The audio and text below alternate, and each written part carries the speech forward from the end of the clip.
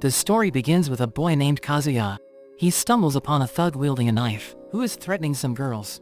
Kazuya tackles him to the ground, but he gets stabbed, and ends up dying. He wakes up in the body of a young boy, and he becomes confused as he sees his reflection in the mirror. We learn that he has been asleep for a week, so his mother Sarah checks up on him, thinking that he must be hungry, so she orders the maid Sylvia to bring him some soup. They leave him in the room, telling him to rest, and Kazuya realizes he has been reincarnated into another world, so he looks around his surroundings, trying to understand the world he's in. Sylvia arrives with his soup, which she feeds him, before trying to put him to bed. Sylvia answers his questions, and he learns that he is a 3-year-old boy named Cain. He is the third son of a high-ranking noble named Garm, who has an army that protects the kingdom of Esfort against foreign invaders. He becomes excited, as he learns that he now lives in a world where adventurers use swords and magic to defeat monsters. He wants to learn magic, but Sylvia tells him that he must first learn how to write, so he starts studying, wanting to live in that world. Later, his family is surprised to find he has already learned how to read and write. His sister Rain adds that he can even do math, so they start to think that he is a genius, but he is really just a high schooler stuck in the body of a 3-year-old boy. They wonder why he is now interested in studying, because he seems to be a different person, and Cain explains that he just wants to learn everything he can about the world. Garm supports him, saying that it will help him become a successful person, and allows him to read books about magic and history. Sarah is happy to learn he is interested in magic, but they don't think that he is ready for that yet, saying he's too young to use magic, so he should just study the books for now. However, Cain realizes that he can already use magic, but he is having a hard time controlling it, and he tries to hide it from everyone around him. Rain realizes that he is studying about the outside world, so she teaches him about the 300-year history of the kingdom as well as the different races in the world. After 2 years, the day of Cain's baptism has arrived, and they ride a carriage as they make their way to the venue. Cain is happy to see the outside world, asking his sister to show him her stats after going through the ritual. So Rain opens her status window, and Cain learns that Rain can use 3 types of elemental magic. Sarah reveals that Rain was granted a level 2 blessing by the god of magic, which is very useful because it determines how much magic is needed to activate a spell, and it even affects the skills. They explain that the blessing goes up to level 5, and it's given by one of the 7 pillar gods they worship, as part of their kingdom's religion. They arrive at the venue, where they kneel before the statues of the 7 gods, and the priest begins the ceremony, asking the gods to show Cain the path he needs to walk on. A bright light illuminates the area, and Cain is instantly transported to the world of the gods. He is shocked to learn that the gods have been waiting for this day, addressing him as Kazuya. The god of creation, Xenum, introduces himself, as Cain thinks about his weird appearance, but Xenum knows what Cain is thinking, since he is a god. The god of death and rebirth, Rhyme, reveals that his death was unexpected, because if he didn't interfere, the thug would have tripped and would have gotten caught. This makes Cain feel bad, since he died for nothing, but the god of earth was moved by his good deeds, so he was reincarnated into this new world. Rhyme apologizes, because Cain was not supposed to recall his memories at the age of 3, but Cain tells her that it's okay, since it allowed him to write and use magic, and even enjoy life with his new family. The god of magic takes a liking to him, so she gives him her blessing. Xenum follows suit, and the god of war gives him his blessings, along with his swordsmanship and martial arts. The god of technology also grants his blessing, telling him to use his knowledge from his previous life to make progress in the world. The god of commerce gives him the judgment and item box skills, while the god of earth gives him some unique skills that he can use when he returns. Xenum laughs as he sends Cain back with the blessing of all the gods, and the priest states that this is the first time he has seen the statue shine with such brilliance. Garm wants to see Cain's status window, thinking he must have received multiple blessings, but Cain doesn't want to show it to them, because he thinks it might be a problem. So he runs away, claiming that his stomach hurts. He hides as he checks his status window, and he is shocked to see that all of his magic, blessings, and skills are at level 10. Cain thought that the highest level was 5, so he wonders what the gods were thinking when they gave him their blessing. He wants to hide it from everyone, but he realizes that Xenum granted him the ability to conceal his status. After that, we see him at the dining table with his family, where they discuss the light from the baptism ceremony. Garm asks Cain about his status, so he shows it to them, thinking that he has already concealed his status, but they are still shocked by the numbers, especially his magic score, because even palace mages can't come close to that number. Garm states that with his skills, he will be successful no matter what job he chooses, warning Cain never to show his status window to anyone, because he could be seen as a threat to the kingdom. Cain returns to his room, wondering what is considered as average stats. He sees a book about summoning magic, so he goes outside to summon a fluffy animal, but he ends up summoning a demon instead. It starts attacking his sister, who happens to be passing by, and he tries to attack the demon with a fire spell, but the demon grabs onto him, while he uses a return spell to send it back. He drops to the floor and passes out, but he eventually regains consciousness, and is happy to see that his sister is smiling because of his deeds. Later, he is presented to a crowd during his debut, where he reveals that his goal is to become an adventurer and protect everyone. Garm tells him that he needs to study more to achieve his goal, arranging for a tutor to help him out. We see him reading in his room, as he wonders what his tutor is going to be like. His tutors arrive. One of the tutors, Millie, nervously introduces herself, while the other one, Nina, makes a very short introduction, and Millie tells her not to be rude to the nobles. But Cain tells them they don't need to be formal when speaking to him, since they are his tutors, making them feel relieved. Garm wants them to teach Cain for 3 years, and they immediately begin his training. They head to the training grounds where Millie tells him to try doing some swings, but she is shocked by how skilled he is. Nina comments that he might be better than Millie, making her upset, so she challenges Cain to a mock fight. Cain charges at her, and she struggles to block his attacks. Nina asks Cain if he received the blessing of the god of war, and he admits to it as he continues his fight. Millie backs off, saying she won't be able to last if they keep up at that pace, so he should start learning magic from Nina. Nina reveals that she has a level 3 blessing from the god of magic, wanting to start with teaching the basics, but Cain tells her that he already knows the basics, demonstrating some beginner-level magic to prove his point. However, Nina tells him that he just used enchanted magic, when it takes intense training just to shorten incantations, so she concludes that he is a genius. Millie points out that he even used all the elements, which Nina thinks is impossible, because there is no one in that world who can use all the elements that effectively. Cain admits that he also has the blessing from the god of magic, making his tutors impressed. His tutors are shocked when he offers them a towel from his item box. They realize that Cain is just too amazing, and they can no longer teach him within the mansion, because he could end up destroying the mansion with his powers. They go to Garm, explaining the situation as they ask for his permission to train Cain outside the mansion. The next day, they leave the mansion, and Nina instructs him to use an intermediate level magic on a boulder, so he uses a fire spell, which makes the rock explode, blowing his tutors away, and leaving behind a huge crater. Nina tells him that the spell was way beyond intermediate, while Millie wonders why he still doesn't feel tired, making them realize that he has an insane amount of magic. A killer rabbit suddenly appears, charging toward Cain, but he dodges its attack, and counters with wind magic. He stores its remains in his item box, so that he can show his family when he gets back home. Millie wishes she had a magic bag, which functions like an item box, but it is too expensive for her to afford. Nina uses a search spell to look for more monsters to hunt, revealing the location of nearby creatures. Cain wants to learn the spell, so Nina gives him a brief explanation about it, and he tries it out, allowing him to detect nearby creatures, as well as the type of creatures that were discovered. They take out the creatures, but one monster retreats to the forest as Cain runs after it. Millie stops him, saying that the forest is full of strong monsters that attack the city every few decades, which explains why it is so heavily fortified. That evening, Cain realizes that he is already at level 8, because he has a skill that gives him 100 times experience, and he blames the gods for making him too overpowered. They go to the guild hall to look for a quest, but they come across a brawny guy, who looks down on them for being D-rank adventurers, asking them if their quest is babysitting, since they are spending time with a kid. He orders Millie to pour him a drink, but Millie refuses, and Nina tells him that they are on duty. This makes him upset, so he grabs onto Nina while his companions restrain Millie. Cain slaps the man's hand, making him fall to the ground as he squirms in pain. The man tries to retaliate, but he is no match for Cain, so he draws out his sword, relentlessly attacking Cain, who easily dodges his attacks. Cain catches his sword using 2 fingers and throws him outside. His companions threaten to kill Millie, but Cain charges at them, tossing them outside as well. His tutors thank him, and Millie is surprised he is also good at martial arts, but he claims that he just studied it from some books. They head back to the forest where they continue their training, and after 3 years, the contract of his tutors are about to come to an end. He wants to thank them for being good to him, and remembers that Millie wanted a magic bag, so he goes to the forest to look for the materials needed for the bag. He easily defeats the powerful monsters in the forest, but a guard sees the pillars of fire that he used, and thought that the monsters were preparing to attack the city again.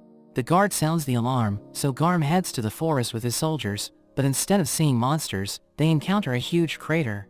Cain completes the last part of his training, and he gives them the magic bags that he made. He tells them about the monsters he defeated, and we learn that it would normally take a party of A-rank adventurers, but he did it on his own.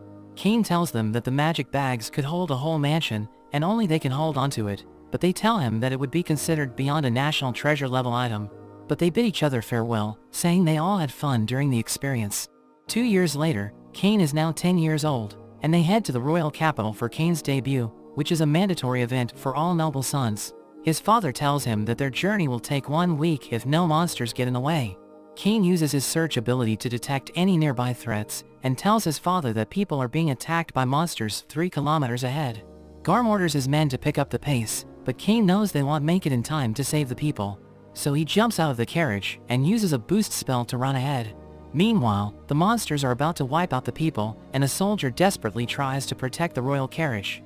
A monster approaches the carriage, but Cain suddenly appears, killing the monsters with ease, and defeating the general with his fire sword.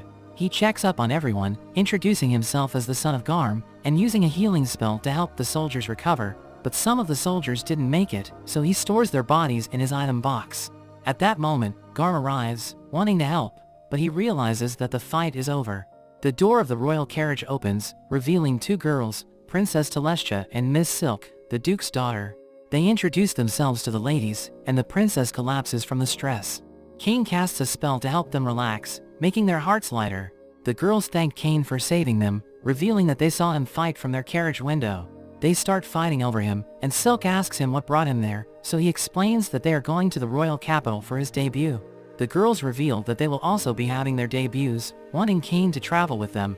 As they travel, he sits between the 2 girls in the royal carriage. He doesn't feel comfortable in his position, so he wants to move to another seat, but the girls won't let him go. They arrive at a town, where the girls want Cain to spend the night with them, because they feel safer around him. Garm asks for them to reconsider, since it would be inappropriate for boys and girls to share a room, but the girls tell him that they are still traumatized from the last attack, so they want Cain to protect them. Cain is pressured into sharing the room with them, but agrees under the condition that the room is huge. They go to their rooms, but Cain realizes that the beds are too close together. The girls want Cain to sleep in the middle, as they move the beds closer to each other. The girls get closer to him, claiming that they are scared, and Cain becomes too nervous to go to sleep. This goes on for a few nights, making Cain sleep deprived as they arrive at the royal capital. When they exit their carriage, they are greeted by the vice captain named Gazard, who thanks Cain for saving the girls and his men. Cain removes the remains of the fallen guards from his item box, wanting everyone to recognize they bravely fought against the orcs to protect the girls.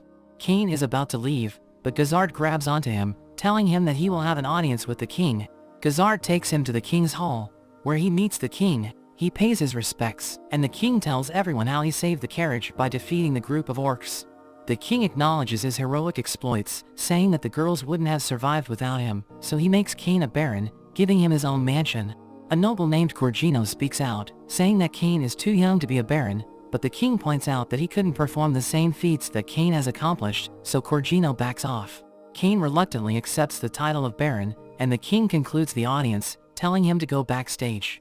We see Cain in a room with his father, who comments that Cain is the first among his sons to be promoted. The king joins them, bowing to Cain as he thanks him for saving his daughter.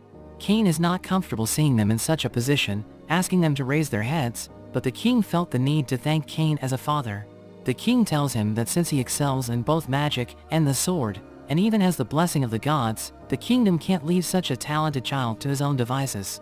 That's why he is given the title of baron, even asking him to marry Princess Telestia, while the duke also wants him to marry his daughter. Cain is shocked, but the girls are happy, as the king explains that he will now be engaged to the 2 girls, because he has slept with both of them. But we learn that this was all part of their plan to keep Cain in the kingdom. They continue to pressure Cain, and he eventually agrees to marry their daughters. We see Cain in the capital church, where he prays to the gods, allowing him to enter their world once again. He asks the gods about his stats, and Xenom admits that his stats are insane, so he is probably the most powerful human in the world, asking him if he wants to become a demigod. However, he tells Cain that there are limits to what he can do alone, warning him not to test those limits. Xenom tells him that there isn't much entertainment in his current world, so he suggests using his knowledge from his previous life to create something. Cain thinks about bringing in an item that doesn't exist in that world, and Xenom agrees with his idea. Cain returns to the world, and he sees a cat girl named Parma, who tells him that she's under training at her uncle Tamani's shop. Cain visits the shop, commenting on the wide variety of goods that they have. He tells Tamani's about the item that he has in mind, drawing it out and explaining the details to him. Tamani's likes the concept, and he thinks that he could produce it at a very affordable price. Cain wants to see a prototype, giving him a gold coin to cover the expenses, and telling Tamani's that he can consider it as an upfront investment. Tamani's accepts the task, and he assures Cain that he will give it his best. After some time, Tamani's shows him the prototype. Cain thinks it looks great, playing a game with Parma to demonstrate how the game is played, and Tamani's gets excited, thinking that the game is sure to catch on. Cain suggests that they should use a different version for nobles, because he is certain that the nobles would want a fancier version. Cain wants him to mass-produce the product, giving him the funds needed to do so. Tamani's is shocked, bowing to Cain as he promises to do his very best. They take their sample to the altar, swearing to the god of commerce that they will uphold their end of the contract, causing the prototype to vanish as it is accepted.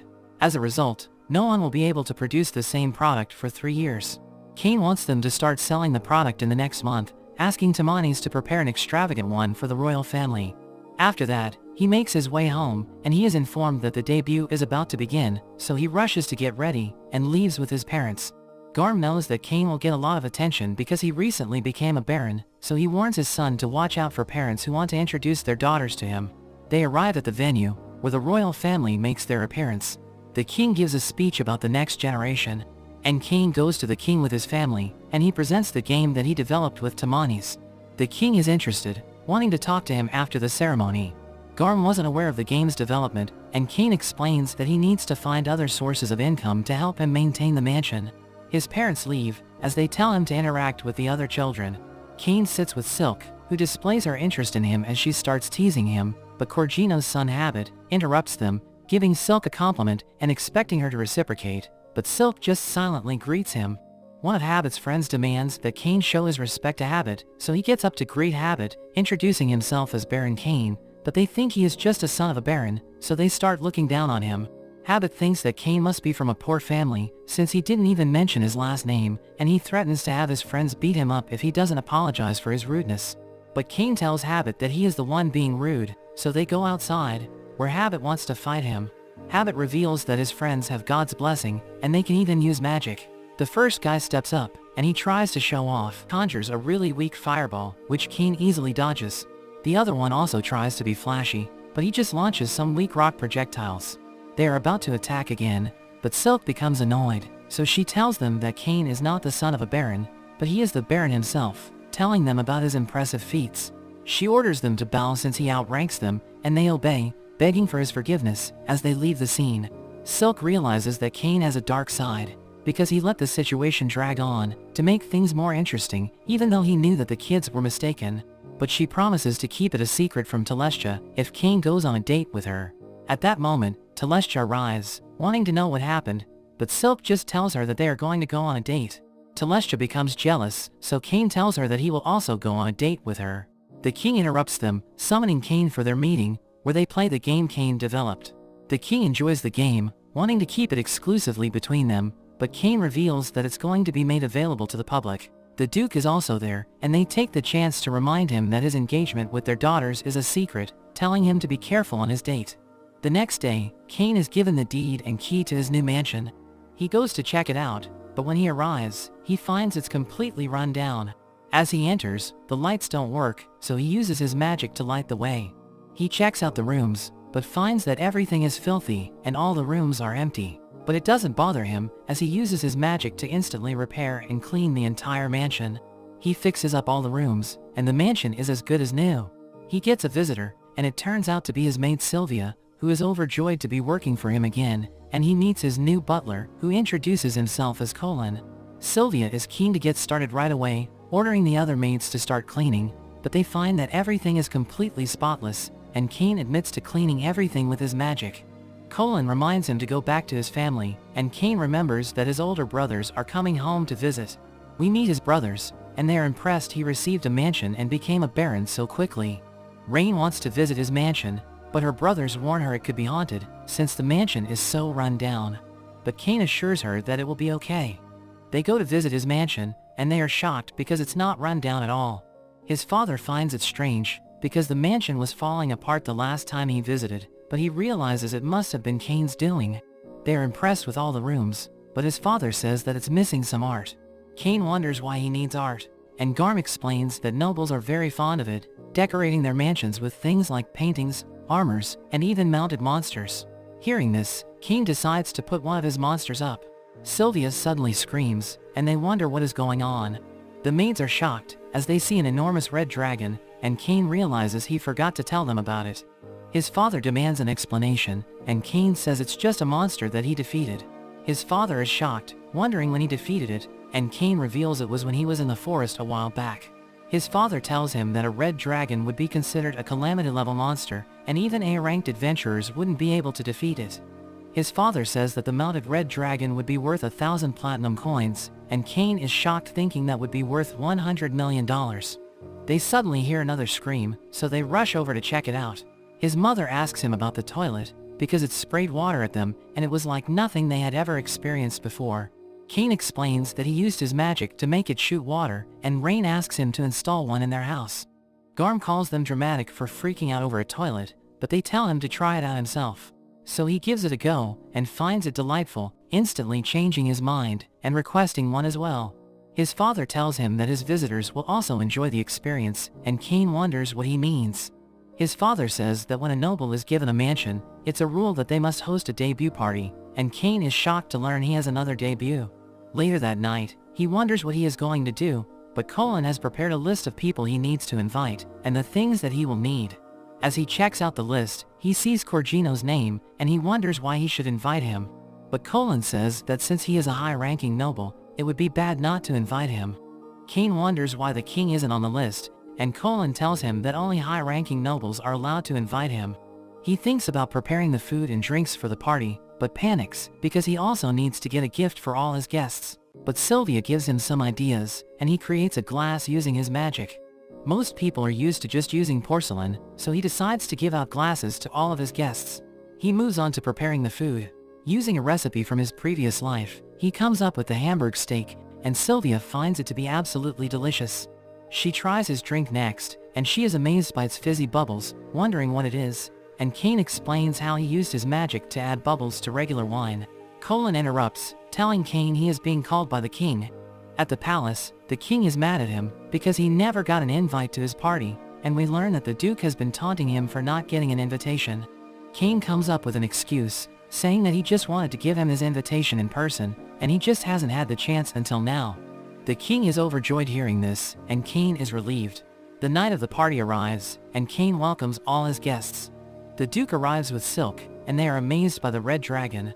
Kane thanks all his guests for joining him, and he makes a toast. Everyone is amazed by the drink, and the Duke comments on how the glass shines like a treasure. The king arrives, and he tells everyone to just enjoy themselves. He tries out the sparkling wine, and finds it absolutely delightful. He is served the Hamburg steak next, and he finds it rich and juicy, and there is even a cheese surprise in the middle. The queen comes rushing out, wondering what's up with his toilet, calling it revolutionary, and demanding one for the palace. The king tries it out himself, and immediately demands Kane to install one in the palace. The king compliments him on his hospitality, and all the nobles applaud him. But at that moment, Colin tells him that Corgino is arriving. Corgino rudely approaches, calling the house small, but is shocked when he sees the red dragon. He heads into the dining room, looking down on everyone else. They serve him the sparkling wine, which catches him off guard, but he pretends not to like it. He tries the Hamburg steak next, and calls it disgusting, but he can't stop himself from eating it. He demands more sauce, snatching it from Sylvia, and Kane is annoyed at his behavior, but Colin tells him he shouldn't cause a scene. But Kane has an idea, thinking things will be fine as long as he isn't the one causing the scene. Kane offers Corgino the glasses as a gift, but Corgino demands he hand over all of his glasses. Kane apologizes, saying that the glasses are his gift to everyone, but he says he has a bigger surprise for him. Corgino gets excited, but it turns out to be the king. Corgino is shocked to see him there, and the king tells him his behavior was unacceptable, when he should be leading by example as a high-ranking noble. Corgino runs away, and Silk finds it amusing how Kane set him up. However, the king realizes that Kane used him, and he ends up lecturing him for hours. Kane visits the barracks, where he runs into Vice Captain Desard. He explains that he was told he could leave his monster materials there, so Gazard takes him to a warehouse where he can leave the materials. However, Cain says the room isn't big enough, and Gazard thinks he must have something big, like the red dragon at his mansion. But Cain says it's nothing as impressive, saying it's just an earth dragon. But Gazard is just as shocked, saying that it would take a whole party of A-rank adventurers just to take one out. They head out into the courtyard, and Cain takes out all of the monsters from his item box. Gazard can't believe how many monsters there are, but these are really just his A-rank monsters, and he secretly still has S-rank monsters in his box, after the gods just gave him too much power. Gazard wonders if Cain is a hero or a disciple of the gods, but Cain just says he's an ordinary boy, and Gazard decides not to ask too many questions. He tells Cain it will take a while to appraise all the monsters, and Cain says he can come back whenever they are ready. As he goes to leave, Gazard stops him, asking him to help train the knights, and says that he wants to show him off to his captain. Gazard introduces Cain to the knights as the hero who defeated 30 orcs to save the princess. Cain wonders where the captain is, and Gazard says the captain will probably arrive as soon as the mock battles begin. Cain imagines the captain as a scary monster, but Gazard tells him not to worry. He decides to start the mock battle, but one of the knights speaks out, feeling bad because Cain is just a child, so Gazard tells the knight to go first. The knight gives Cain the first move for free, telling him to show him what he can do. Cain uses his boost spell, dashing at him, and instantly disarming the knight. The knight immediately admits defeat, and Cain thinks he overdid it. He tries to end things, but Gazard grabs onto him, telling him to take on all the knights at once. But the fight is stopped, as the captain Tefana jumps onto the scene. She wonders why her knights are picking on a child, hugging Cain, and telling him that everything is going to be okay, thinking he is just a lost child who wandered in. She demands an explanation from Gazard, and he explains that Cain is actually the hero who defeated 30 orcs. Hearing this, Tefana's expression immediately changes, as she becomes excited to meet him, and she challenges him to a duel. Gazard tells her to introduce herself first, but she says they will get to know each other with their swords. The knights think that even Cain doesn't stand a chance, because Tefana has the title of Master Swordsman. They prepare to fight, but Cain says he only has a wooden sword, but Tefana attacks him anyway. She uses her boost skill, charging at Cain, and the two exchange blows. The knights are shocked to see Cain keeping up with the captain. The two seem evenly matched, but Cain boosts his speed even more, getting behind the captain and winning the duel. Tefana becomes emotional with the result, and immediately decides that she will marry him. Everyone is shocked, and Cain says it's too soon since he is only 10 years old, and he doesn't even know anything about her. So Tefana introduces herself. Besides being the captain of the Royal Knights, she is an honorary viscount and daughter of a duke from the northern forest. She tells him not to worry about age, since she is an elf, who will live at least 300 years, so her looks won't change for a long time, but Cain thinks that was not the problem. Cain hides behind Gazard, saying that marriage is a big decision, and they can't just decide things on their own so easily, especially since he is already engaged to Telestia and Silk. He cries for Gazard's help, but he just pretends to be sleeping. Tefana agrees that they can't decide things on their own, so she tells Gazard to arrange an audience with the king, but Cain thinks that telling the king would be a terrible idea, but he has no choice, and gets dragged along with them. They have a meeting with the king, who wonders why Cain has come to visit. Tefana announces that she wants to marry Cain, and the king asks what happened. Cain explains that he beat Tefana in a duel, and that was what led to her proposing to him. The king asks him if he has told her about his other engagements, but Cain says he wasn't able to, since it's meant to be a secret. The king explains that elves used to be kidnapped and enslaved for their beauty, but their first king changed things and made peace with the elves. The elf nation was taken in and put under the protection of the kingdom, and he reveals that Tefana is essentially their princess. The king tells Tefana that Cain is already engaged to Telestia and Silk. She seems disappointed to learn this, but as he starts to apologize, Tefana says that it only makes her want him even more. The king acknowledges her feelings, but tells her she needs to write a letter to her father to get his permission. Tefana leaves to write her letter, but drags Cain away so they can fight some more. After they leave, the king is surprised Cain was able to beat Tefana, and he wonders how he could be so strong at such a young age. Gazard mentions Cain's reaction when he asked if he was a disciple of the gods, and the prime minister thinks they should test him by using a certain book. A few days later, Cain is exhausted, and he runs into Gazard again, who asks him why he looks so tired. Cain explains that Tefana has been forcing him on countless dates, which are really just the two of them fighting. Gazard thanks him for helping Tefana get stronger, and Cain reveals he has also gained the Master Swordsman title. They suddenly hear Tefana's voice, and Cain tries to run, but Gazard drags him away, saying the king wants to see him. Cain thinks he is in trouble, but the king shows him a book that contains emperor-level magic, passed down in the royal family, which is said to have been written by the first king. Cain checks it out, and is amazed to see there is another level of magic, but the king reveals that no one is able to read the book, because it's actually written in Japanese. Cain realizes he messed up, thinking that the first king must have also been someone who was reincarnated from Japan. The king asks about Cain's identity, and he realizes he can't hide the truth any longer, so he explains how he was reincarnated with the memories from his previous life. Garm wonders if he is really his son, and Cain claims that he is, because the gods told him that was the case. Everyone is shocked to hear he met the gods, and he recalls how he met the 7 gods during his baptism. The king can't believe he met all 7 gods, and they ask him to show his status. Cain opens his real status window, shocking everyone as they see his level 10 blessings and his title as God's Chosen. The king thinks that with his title as God's Chosen, everyone in the world would bow to him.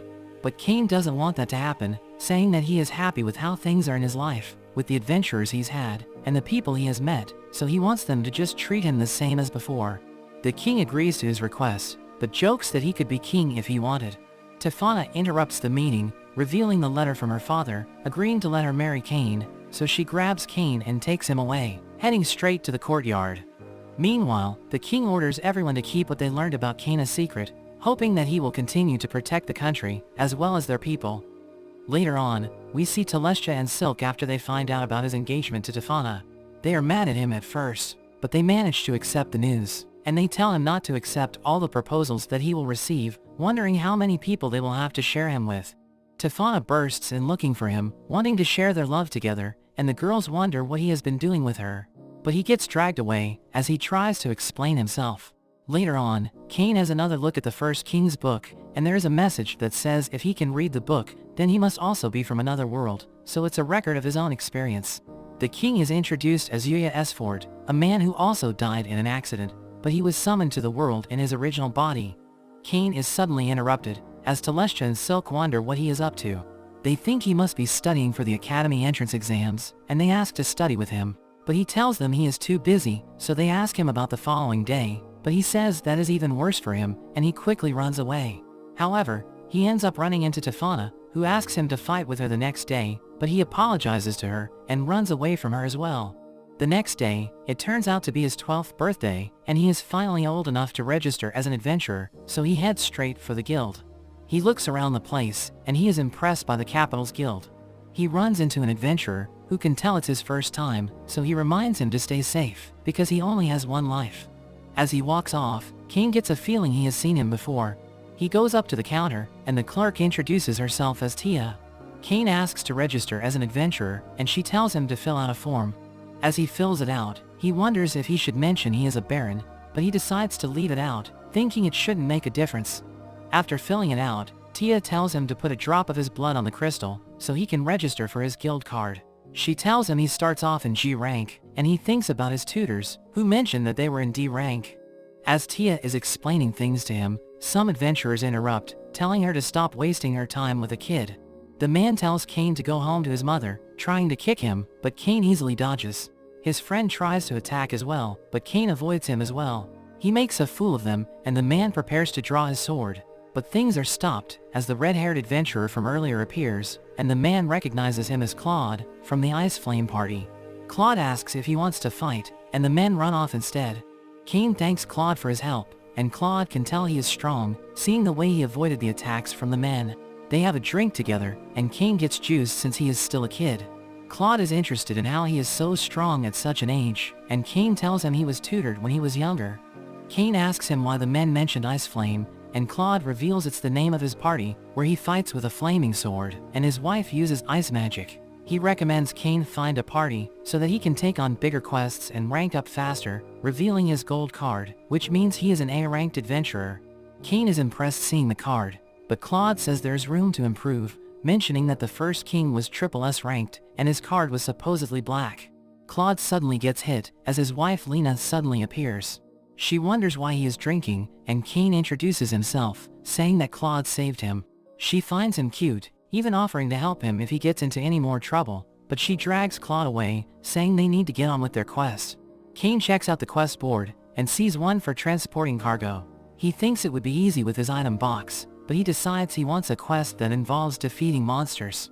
He finds a quest to defeat goblins, and there is no limit to how many he can defeat, so he thinks it's the perfect first quest for him. But he suddenly runs into Tefana, and Dazard explains they are headed out to do some training with the knights. Tefana wonders what he is up to, and Cain says he is about to go on his first quest as an adventurer. Tefana decides to go with him, saying she can't miss her husband's first adventure, and she leaves the training exercise up to Dazard. Cain tries to run, but Tefana grabs him and drags him off. They head into the forest, and Tefana enjoys her time with him, dragging him along and wondering where the goblins are at.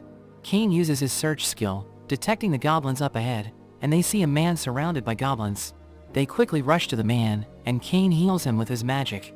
Tefana rushes at the goblins, easily cutting them down, but there are more goblins that appear.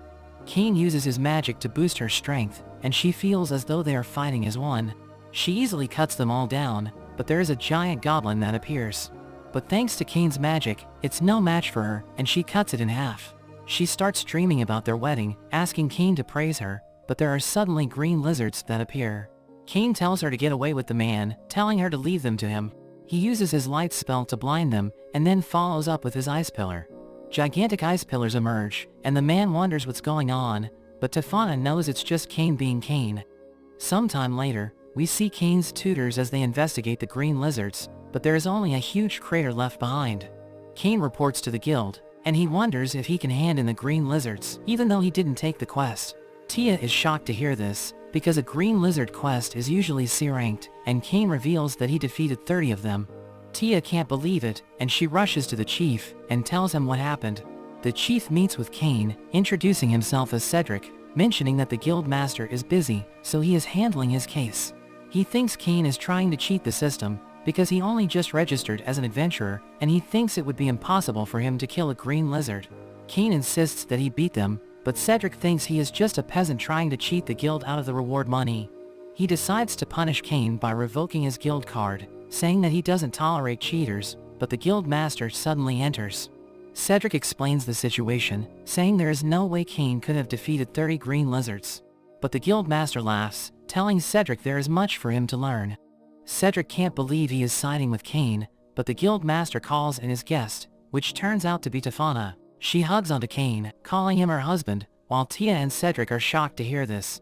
Cain wonders what she is doing at the guild, and she explains she was there to discuss the city's countermeasures against goblins and green lizards. The guild master mentions that Cain is a baron and the hero who saved the princess, but Cedric can't believe it, saying there was no mention of it on his registry form. But Cain says he left it out, because he didn't want any special treatment. The guild master mentions that if Cain marries Tefana, then he will also be his brother-in-law, which is a shock to Cain, learning that he is Tefana's brother. Cedric begs for forgiveness, and Tefana mentions he should be executed for insulting a noble, but Cain accepts his apology, warning him not to assume things so quickly. Cain asks if they will take his green lizards, and the guild master decides to promote him to C rank, but Tefana says it's not enough, mentioning how he is stronger than her, and even defeated a red dragon when he was 10, so the guild master decides to make him A rank instead, although he mentions that Cain will need to subjugate some bandits. Tia and Cedric can't believe he is being promoted to A rank in a single day, and the guild master tells them to handle the paperwork. After they leave, the guild master apologizes for Cedric's behavior, but Cain tells him not to worry. The guild master admits he was worried when he heard his sister got engaged, but he is relieved after meeting him, and he tells him to take care of his sister. Meanwhile, we see the gods watching him, laughing at all the trouble he's causing. They wonder if it was a mistake to make him so strong, but Xenom says he needs to get even stronger, revealing that a being named Aaron is about to be released from his seal. He was sealed away 300 years ago, and the gods fear what will happen when he gets free. So they think Cain needs to get even stronger, thinking he needs to train with a certain master to reach the next level. Back at the palace, the girls ask to study with him again, but Tefana suddenly enters, saying she enjoyed their date in the forest, and that they should go to the beach next time. So the girls realize that he turned them down the other day, only to end up on a date with Tefana instead. They tell him he needs to take them on dates as well, and all he can do is apologize to them. We see Cain in bed, as Sylvia bursts in, apologizing because she forgot to wake him up, and we learn that today is the day of his academy entrance exams. Cain rushes out the door as Sylvia continues to apologize, but he tells her not to worry because he's not going to be late. As he gets outside, he uses a teleportation spell to get to the academy. He checks in for the exam, and he is given directions to his room. As he heads over, he finds it strange he doesn't recognize anyone on the list. When he gets to the room, he wonders if Telestia and Silk are taking the exam in another room. The examiner comes in and tells them they have 2 hours to complete the test, warning them that any cheaters will be immediately removed. The test begins, and it's just basic math and writing skills, which Cain finds easy, thanks to his knowledge from his previous life. During the test, the examiner sees him relaxing, but he says he is already finished, which surprises her because it's only been 30 minutes. After the test ends, they are told they will be moving on to the magic assessment, which gets Cain excited. They head out into the courtyard, and the examiner tells them they are to use their strongest spell at the target.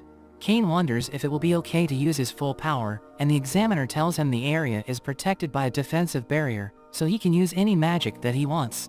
We see a boy as he starts to chant and create a fireball, but it's so weak that it surprises Cain. Another student goes, and she is just as weak, making Cain realize that this is the level that most 12-year-olds are at. He was planning to use his Inferno spell, but realizes that would probably be a bad idea. When it's his turn, he creates a fireball which turns blue, and uses a fire bullet spell, but it ends up causing a huge explosion, blasting right through the wall. There is massive damage to the area, and Cain is confused, because he only used a beginner-level spell. The examiner can't believe her eyes, as Cain tries to explain himself. The examiner checks the area, and tells them to move on to their swordsmanship exam.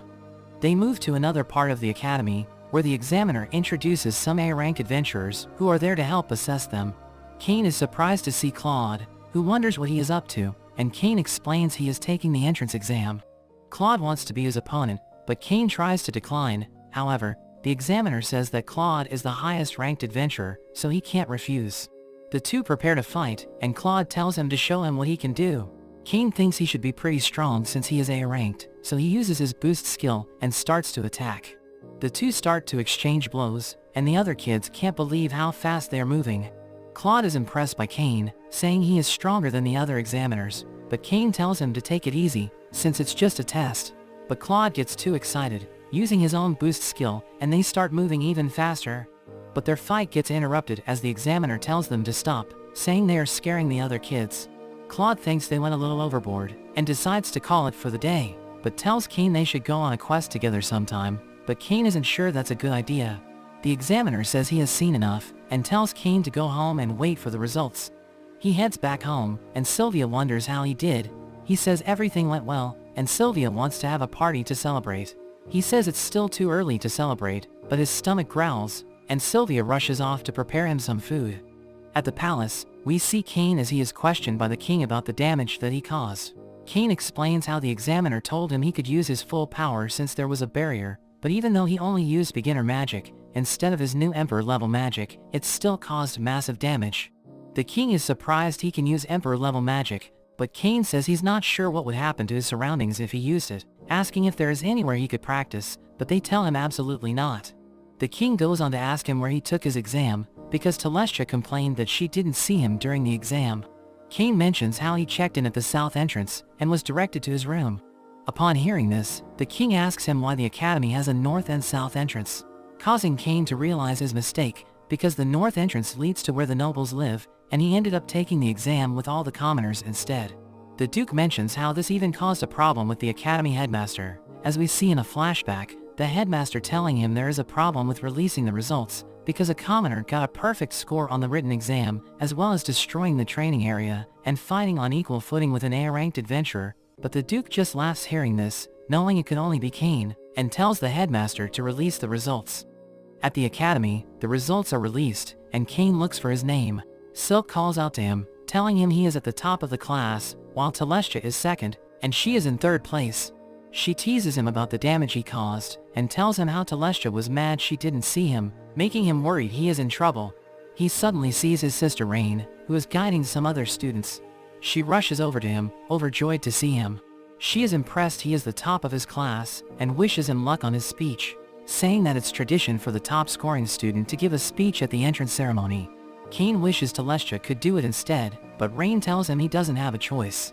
Cain returns home, and Sylvia is overjoyed to learn he passed, saying they need to celebrate, and that she will cook enough food to feed 100 people. She rushes off, and Cain thinks she is going overboard, but he thinks it's a good occasion to be happy.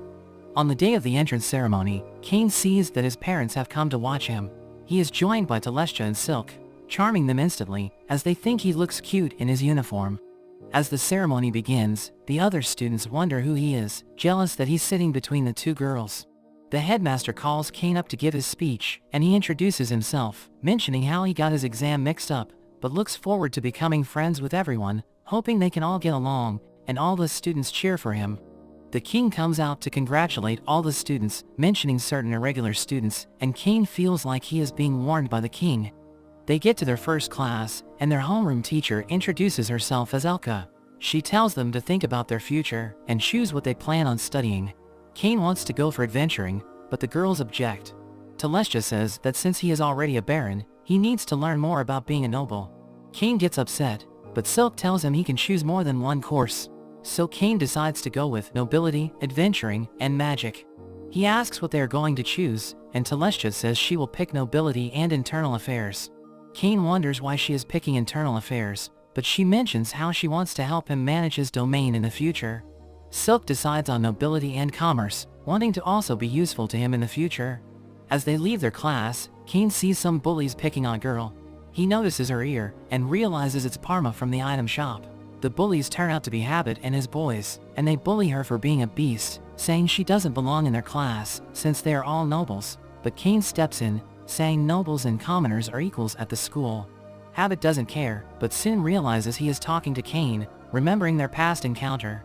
The boys wonder why he is siding with a commoner, when he is a noble himself, but Cain says he is just siding with his friend. Habit threatens to tell his father to ruin Parma's family, but the girls approach, causing the boys to get on their knees and apologize. They are forced to apologize to Parma, and they quickly get away.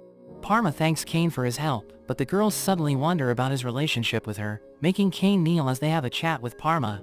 He gets worried they are forming an alliance, but he suddenly hears a voice, telling him to visit the library. Cain decides to check it out, but as he opens the door, it leads to another space, and he is teleported to a room where he meets a man, who asks him if he wants some coffee. Cain demands to know who he is, wondering how there is coffee in this world, but the man says he has been waiting for him, calling him Kazuya, his name from his previous life. The man introduces himself as Yuya, and Cain recognizes him as the first king. He remembers the book he read, but remembers it was written more than 300 years ago, so he wonders if he is a ghost. But Yuya just laughs, and tells him he can check his stats. Cain opens up his status window, and is shocked when he sees he has the God of Creation title. Yuya explains they are in another world that he created, so he is considered a god, and maintains his appearance even after 300 years. He goes on to explain how he spoke with Xenom, and how the other gods wanted him to help with his training. Cain thinks he is already too strong, so Yuya tells him to take a cookie from him. Cain gives it a go, but Yuya easily stops him, saying he has a long way to go. Cain wonders why he needs to get stronger, and Yuya reveals he needs to fight Eren, the evil god. He explains that 300 years ago, Eren made people all over the world fight and kill each other, by using an oracle, sowing distrust in everyone's subconscious and making them fight. But together with his companions, they managed to seal him away, but the seal has since loosened, and he will soon be resurrected. Cain asks why he can't just seal him again, but Yuya says since he became a god, he can no longer directly interfere in the world, just like the other gods. Yuya also mentions that Cain's previous life is important, but they suddenly teleport to the sea. Yuya throws him a sword, and says he will tell him more if he can complete his training. He gives him a compass to follow, which he says will lead him back to the house where they were. He tells Cain to level up, saying he would need to get to at least 600 to stand a chance against Eren. Cain thinks it will take forever, since he is only around level 300, so he worries about missing school. But Yuya tells him that 1 year in this world is equal to only 1 day in the other world. Yuya wishes him luck and disappears, and Cain realizes he has no other choice, so he starts heading back to the house. As he enters the forest, he is instantly attacked by a range of deadly monsters. Meanwhile in the other world, Telestia and Silk pay a visit to Cain's mansion, wondering about Cain because he didn't go to school. Sylvia also gets worried, thinking he could be in some kind of trouble, but Telestia has faith in him, and decides to stay over and wait for him to return. We see Cain as he is caught by a beast and is completely exhausted, but he manages to blast it with his magic, falling to the ground. We learn he has already spent months in the forest, and he wonders if he will ever get back. He suddenly hears a cry, and he gets up out of instinct, dragging himself over to the sound, and he finds an injured beast lying on the ground. He thinks about putting it out of its misery, but as he is about to do it, he suddenly remembers how he always just wanted to protect someone, so he forces himself to use all the magic that he has to heal the beast. But this ends up causing him to pass out. The beast protects him from the other monsters, and when Cain wakes up, it jumps on him and starts licking him. Thinking that it's also all alone, Cain asks it to join him, and he ends up naming it Haku. Together with Haku, he manages to keep his sanity, remembering he can't give up no matter what, because he has something to protect. After some time, he finally makes it back to the house, and Yuya welcomes him back, commenting on how big he's gotten, and we learn 4 years have passed. He is also surprised to see Haku, mentioning that it's a holy beast, and suggests they could form a contract. Cain gives it a go, and Haku disappears, but Yuya says he can now summon him whenever he wants. Yuya goes on to introduce him to his next teacher Durin. Durin tells him he's still not strong enough, because Eren is even stronger than Yuya, who is stronger than him. So Cain needs to first defeat him. Cain uses his boost skill, but Durin dodges his attack, knocking him out with a single punch. When Cain wakes up, he finds he was taken in by Durin, and he meets his wife Ruri. They also have a pet dragon named Jin, and Cain is excited to see it, wanting to be its friend, but Haku jumps on him, and doesn't seem to like the dragon. Cain joins them for a meal, and he starts to cry, because it's the first time he has gotten to eat real food in 4 years. Meanwhile, we see Telestia and Silk baking. They are worried about Cain, but are learning how to bake, wanting to make him happy when he returns. Cain keeps on fighting with Durin, and he gets beaten up every day. After training for a year, Cain is still getting beaten up, and Durin wonders how he will be able to defeat Eren. But Cain thinks back to his talk with Yuya, where he explains Eren used to be the god of amusement in the other world. Cain is shocked to learn there used to be 8 gods, and Yuya tells him how Eren used an oracle to force everyone in the world into a death game, and if he returns, the death game will happen again, and everyone Cain knows will get caught up in it. Cain uses this as motivation to continue his training. Yuya also goes on to reveal, the reason that Eren is linked to his past life is because Eren killed his parents. We learn that his parents Seiya and Megumi were also killed in a car accident and summoned as heroes to the world. The gods were unable to interfere directly, so they tasked the 3 of them with stopping Eren, giving them an orb that could seal him away. They fight against Eren, but he is unaffected by Megumi's magic. So Yuya and Seiya charge at him, attacking with their swords, and even managing to cut his arm, but Eren retaliates with his magic, which ends up killing Megumi. Seiya activates his ultimate skill, charging at Eren, but he ends up getting stabbed. However, Yuya takes this chance, and manages to seal him, but at the cost of Seiya's life. As Cain thinks about saving those dear to him, he manages to overpower Durin, and he finally completes his training. Cain visits his parents' graves, and Yuya says how they were always worried about him. Cain thanks Yuya for looking after his parents, and Yuya shows him the cookie, which he manages to grab this time, and Yuya acknowledges his growth. Yuya suggests having some coffee, but Cain is eager to get back to the other world. Yuya points out how different he looks, but he uses his power to revert his appearance. Yuya tells him to take care of Haku, and Durin tells him to take Jin to see the other world as well, so Cain forms a contract with it. Cain thanks them both for looking after him, and he prepares to go back to the other world. But Yuya throws him a sword, telling him to give it to the king, and Cain teleports away. He reappears back at his mansion, and the girls are overjoyed to see him. He apologizes for making them worry, but Telestia says they had faith he would return, so they even learn how to make cookies for when he got back. They welcome him home, and Cain is glad to have them in his life, as he digs into the cookies. But that's where this video ends.